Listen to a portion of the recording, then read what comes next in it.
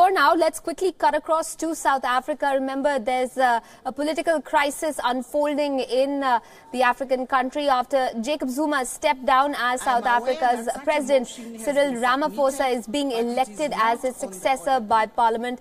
Let's cut across to proceedings there in Cape Town.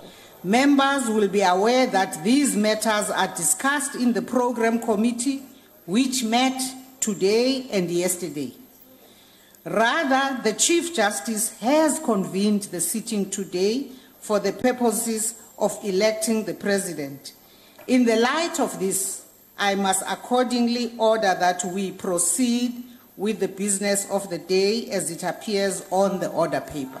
Speaker, Honorable Speaker. Yes, Honorable Shibambu. Please want to beg your indulgence. You are preempting things that were not rising here to raise. We have indicated that Mr. Jacob Zuma has resigned, and we're making a proposal that as political parties, we should be given a minute or two to respond to his resignation, to make remarks that we note his resignation so that all of us here in Parliament express a statement in terms of what has happened. So that is the proposal that we had made, but because you had preempted us, you thought we're going to raise the issue that you have responded to now. That is the second part of what we're going to deal with. Now we're dealing with the issue of the resignation. May we please be allowed to respond to that? Honorable Shibambu, this morning you were represented in the Joint Program Committee. You were also represented in yesterday afternoon's National Assembly Program Committee. Those matters were not raised by your representatives. And so it has been agreed in the structures of the Joint Program Committee and the National Assembly Program Committee.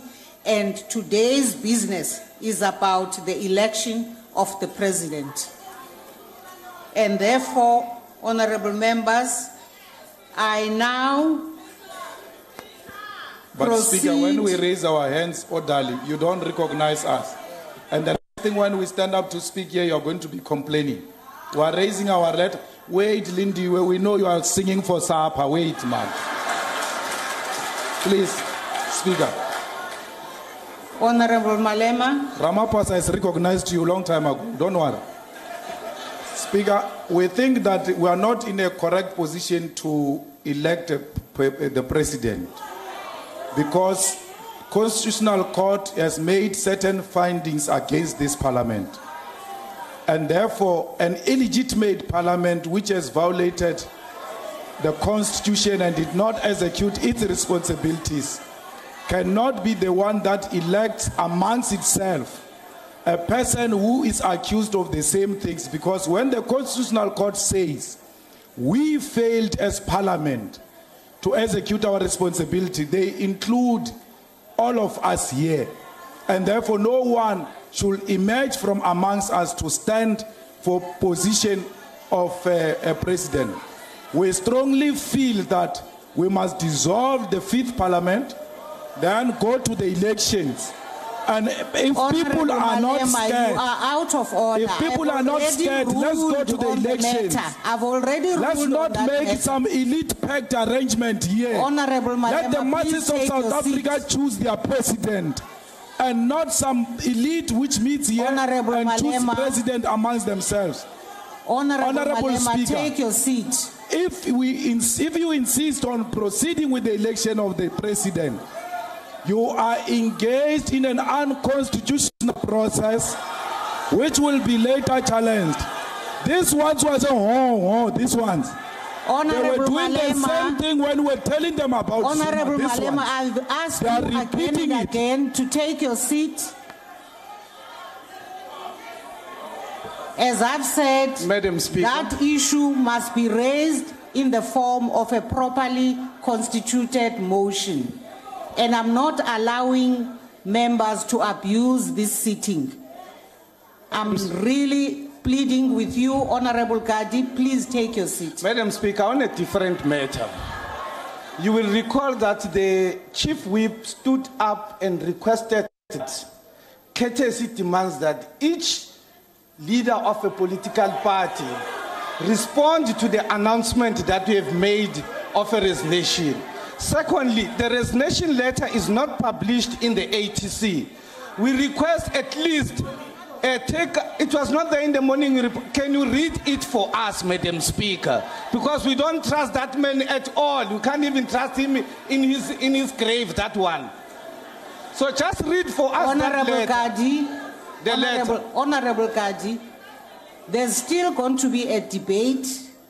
You will be able to express yourself as broadly as possible on major issues that you want to express about the resignation and the sitting and the choice of a new president. Speaker, I really appeal to you, honorable members. Speaker, even on this morning, I even asked you, where is the letter from Zuma? I announced that we have received the letter. No, Speaker, because now it must be on record. Can we see the letter? Can you read the letter to us and to the nation? We want to see the letter, Speaker, and give each and every political party to speak on that letter, Speaker. Don't rush things. Honorable Shengiwe Mkalipi, please cooperate with the chair. Please, Speaker. honorable members of Speaker. the EFF, cooperate with the chair. We just want to put it on record, Speaker, that we cannot be part of an illegitimate, illegal process. And Mr. Ramaphosa, things like Lindiwe Zulu, if you listen to them, you must ask the one who came before you. He listens to ill advice from illiterates, like things like this. Yes. Hambani, you may call us illiterate. Pumani. Hambani, yes. Mabahambe vele. And they call me illiterate when they are the ones who are illiterate.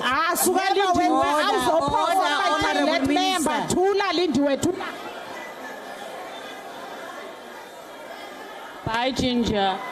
Lindiwe, ikhulile conference, Tula. Ngeke usaba minister, Tula. Madam Speaker. Yes, Honorable Steenhuisen. Madam Speaker, thank you very much, and I appreciate the undertaking you've given regard to the Section 50 notice. You'll be aware that that motion is before your office in the name of a member of my party, and we trust that the undertakings that you've given here today to raise that matter by the Programming Committee next Thursday will be heeded. It is a constitutional motion, and it must be afforded due preference. Thank you. Thank you, Honorable Steenhuisen. I note what you have said. Now, honorable members, the House will now proceed to the election of the new President of the Republic of South Africa. The Constitution requires the Chief Justice to preside over the election. I now invite the Chief Justice to take the chair.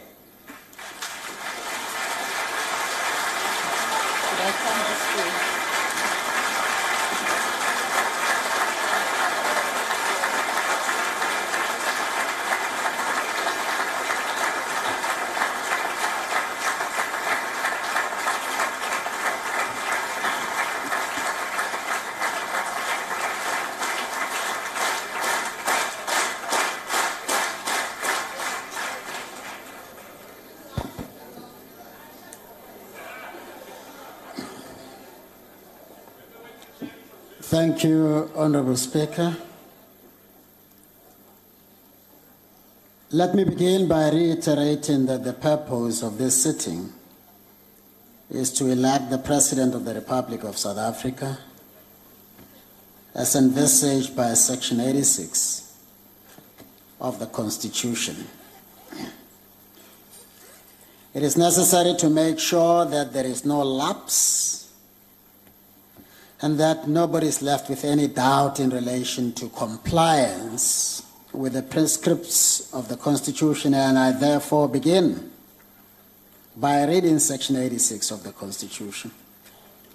It reads, "At its first sitting after its election, and whenever necessary to fill a vacancy, The National Assembly must elect a woman or a man from among its members to be the president. The Chief Justice must preside over the election of the president or designate another judge to do so. The procedure set out in Part A of Schedule 3 applies to the election of the president. An election to fill a vacancy in the office of president must be held at a time and on a date determined by the Chief Justice, but no more than 30 days after the vacancy occurs. Now,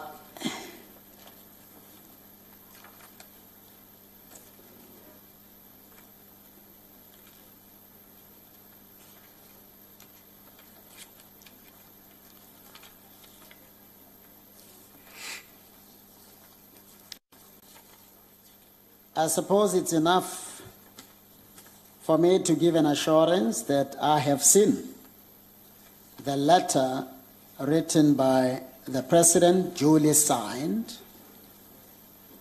to the effect that he's resigning with immediate effect. But maybe let me read it out. Dear Madam Speaker, it's dated the 14th of February 2018. Resigning the office of President of the Republic of South Africa. This serves to inform you that I have tendered my resignation as the President of the Republic of South Africa as per the attached Presidential Act. I would like to take this opportunity to thank you, all members of Parliament and the public at large, for giving me an opportunity to lead this country from 2009.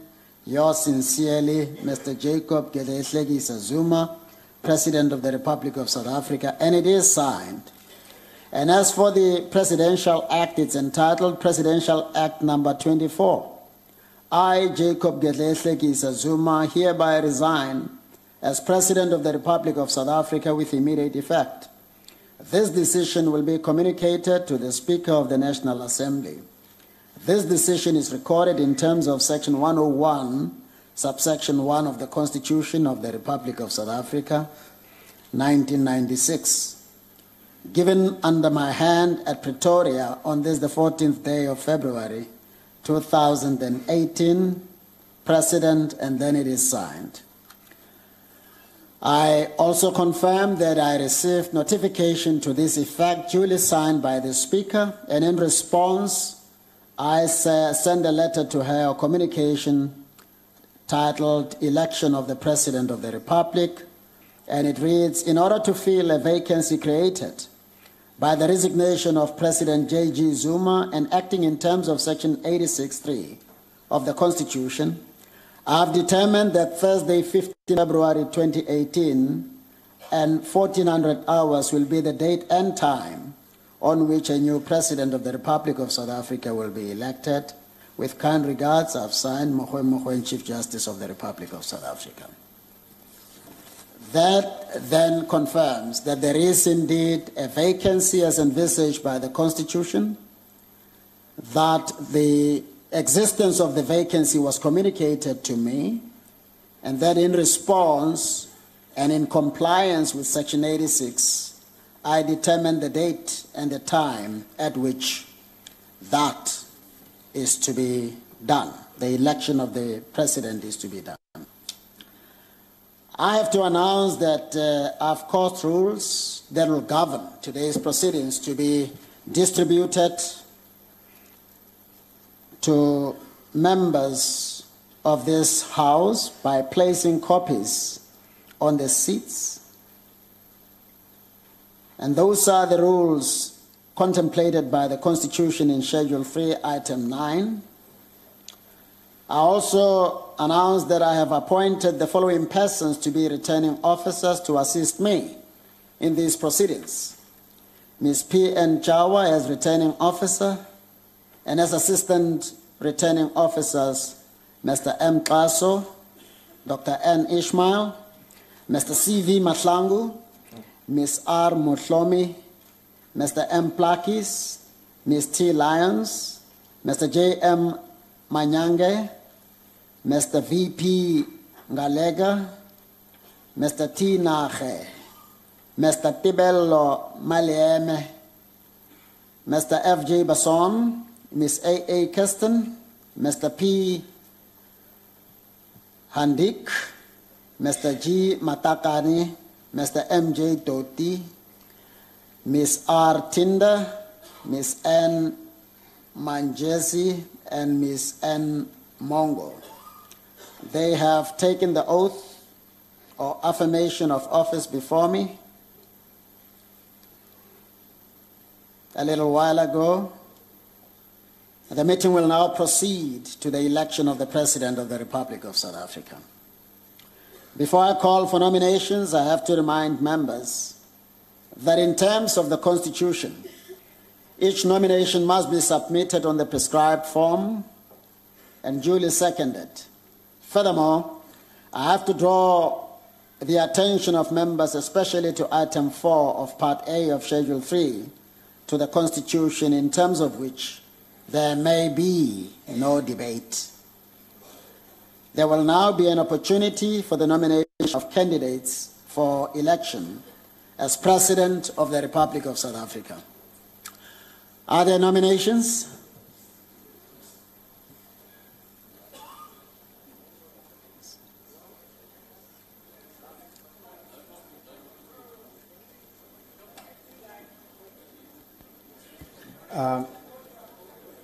I, Dr. Patrick Marcella, on behalf of the ANC, nominate Honorable Acting President Matamela Cyril Ramaphosa to be elected as the President of the Republic of South Africa, as stipulated in Section 86 of the Constitution of the Republic of South Africa, Act number 108 of 1986. He is a tried and tested revolutionary who is bringing hope and expectation to our people, as well as unity, renewal, and discipline to the movement. Africa and the world are pinning their hopes on your revolutionary leadership. I so move.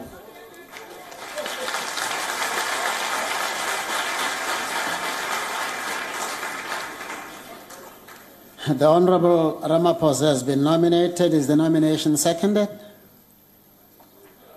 Yes, Chief Justice. Chief Justice and members of the National Assembly, I, Joan Marie Louise Fobbs, wish to second the nomination proposed by Dr. Maisela that the Honourable Matamela Cyril Ramaphosa is the candidate of the ANC as President.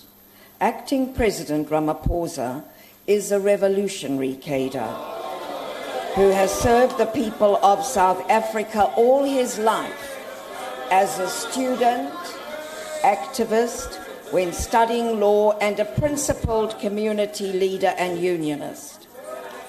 The presidency of Honourable Ramaphosa will deepen the commitment of the ANC to radical economic transformation and strengthen the unity in our country, and try to restore our nationhood. We cannot transform our country, he believes, unless we transform ourselves. And like Oliver Tambo before him, Ramaphosa's leadership style will not simply be a matter of historical and academic matter. He is a product of deeply ingrained principles and values. But above all, the process of voting in President Cyril Ramaphosa is currently underway in South Africa's Parliament. However, all is not well. There are a number of dissenting voices there in Cape Town.